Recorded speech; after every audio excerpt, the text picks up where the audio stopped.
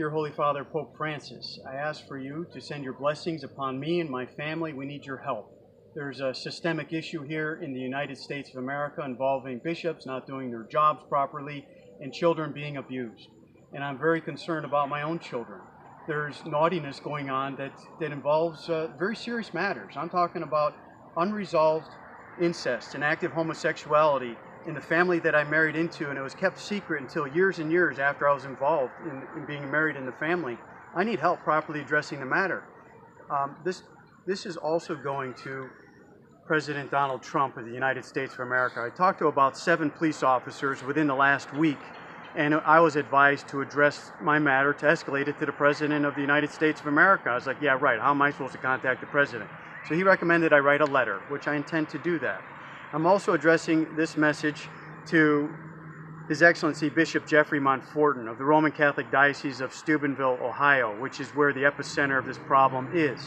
The matter also involves the Franciscan University of Steubenville, because my father-in-law was the director of the Christian Counseling Program, the master's program at the Franciscan University, related to what's going on here.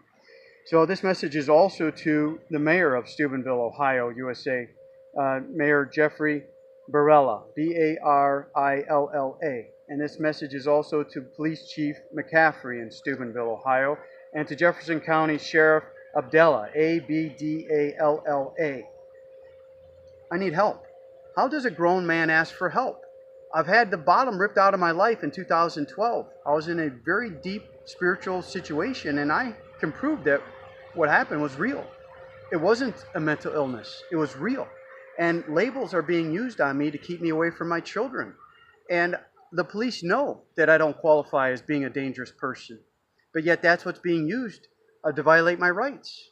I need help properly addressing this. I ask for you to assign a delegate to interact with me in public view, somebody that's going to report up to Bishop Jeffrey Montfortin, and I need somebody to report to Bishop David Allen Zubik, because the issue started in my life in Allegheny County, North Hills of Pittsburgh, Pennsylvania, USA, in Franklin Park. And that's Mayor Dennis O'Keefe is the person I contacted there, and I need help addressing what's going on. I need somebody to interact with me in public view because I'm experiencing a concept called gaslighting. And also, I experienced something called interior locutions. My religious beliefs are mine. It's my freedom. And for me to express my religious beliefs is my right. And my rights have been violated. People have imposed their disbeliefs over my expression of my beliefs and violated the law in doing it, committed criminal charges. Well, committed crimes, and they weren't charged.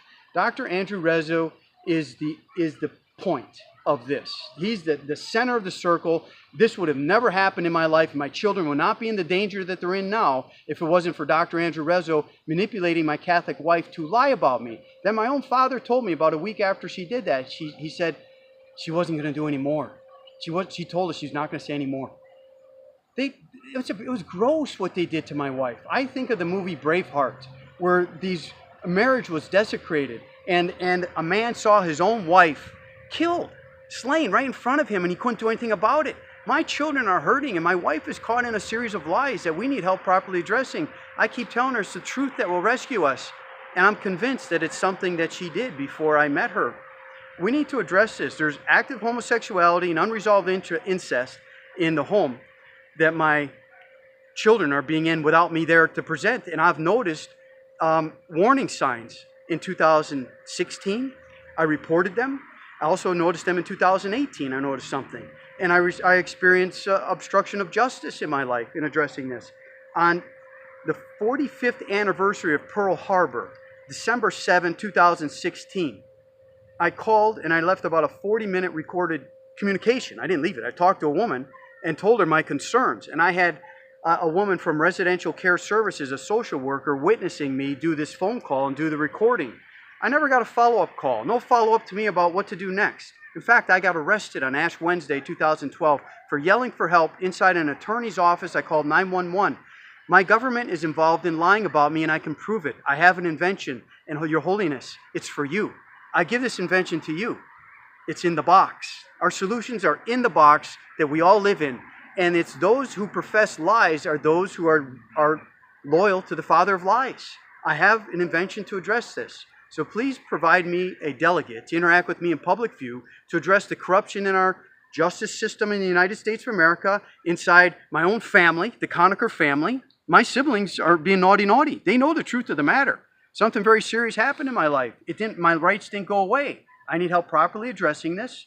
And also, NBC News has been given thousands of communications from me. Also, Target 11 WPXI in Pittsburgh. They're involved in naughty. And I talked to Senator, we'll leave his name out of it right now, a Pennsylvania senator, and he said he's going to help me address this matter. And okay, let's get a team together and let's address the systemic issue. It comes down to people lying. If we would just be respectful of one another, tell the truth, make agreements, and honor them, the world would find much peace, wouldn't it? It's a lack of justice. And for Your Holiness Pope Francis to tell us just to say I'm sorry and go to bed and know that the lies stay active, how do we fix that? That solution is too simple. We need to... What is your current status as far as being able to relate and interact with your children? There's a court order that says that I am to see my children a minimum of 8 hours a week, and it is to be on Saturday or Sunday between 11 a.m. and 7 p.m. Now today is Saturday, and I've made it very clear to their mother, who is the eldest daughter of Andrew Rezzo. I made it clear to her that I want to make plans with my children. I want to plan with them what we're going to do by Wednesday preceding the weekend. And she refuses to let me do that. I bought them cell phones so I could communicate with them via email. She refuses to let me communicate with them via email. She blocks me out of their life. She doesn't let me talk to them. There's very naughty things going on. In fact, she's treating me like I'm a pedophile.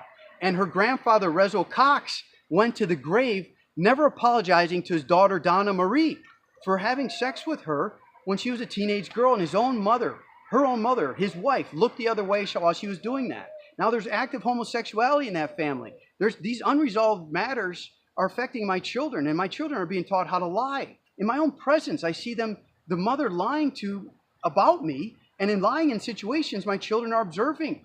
That cannot stand. My children have to know that this type of behavior results in Dr. Andrew Rezzo serving out the rest of his life in prison. We need a just resolution here, and it has to be a worldly, earthly consequence to that type of behavior. It can't just be dismissed. Are there any priests involved in this? The priests that are involved are dismissive. Father Dennis Buransky, B-U-R-A-N-S-K-Y.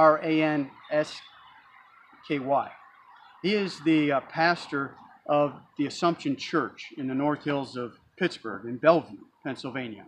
And on March 24, 2012, it was my second or third confession to him that he could see that things were starting to ramp up.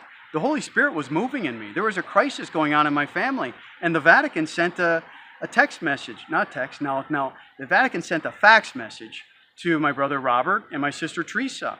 And the doctors in my life think I'm delusional about that. Well, Your Holiness Pope Francis, you can look it up.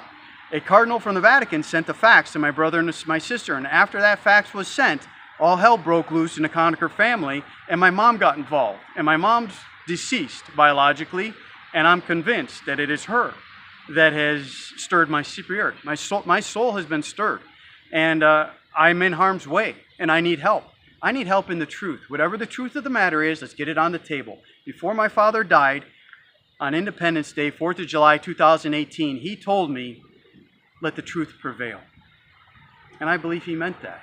And my dad wanted to do more with the apology letters that he started to write. He wanted to fully reconcile with everybody in his life. And there were people that refused to do that with my father. And these people took control of his burial. My father was not properly buried. There's a desecration going on here. And I have documentation that I've tried to address this all the way up to the nuncio's office in the United States of America. I have things that need to be properly addressed. So I'm asking for help. What is it that I need to do to be effective in letting people know that you matter? This is not about me, actually. It's actually about you. The dignity of the individual human being. It's sacred. And we're to be one. We're to be one in justice. We're to be one in mercy. We're to be one in love. We're to be honest with each other. We're to share oneness with God. And God is so great. How about oneness within God? Huh? That oneness. And that's what I was contemplating that as I expressed words to my sister Teresa Marie Coniker Schmitz on Palm Sunday, April 1, 2012. Let's look into things, please. Thank you.